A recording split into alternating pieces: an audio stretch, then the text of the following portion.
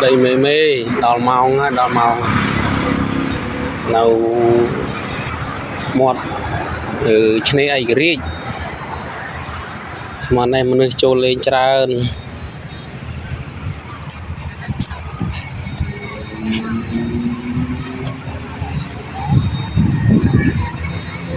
cho thì chị mình tên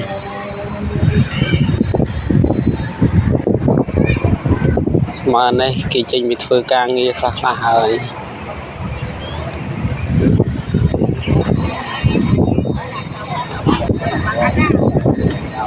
nhiều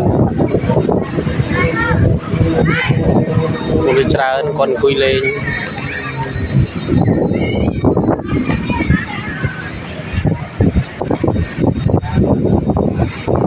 màu trong ngày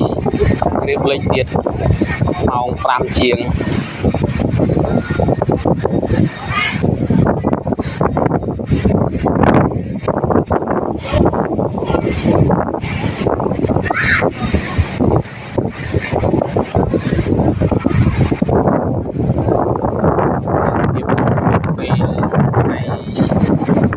lịch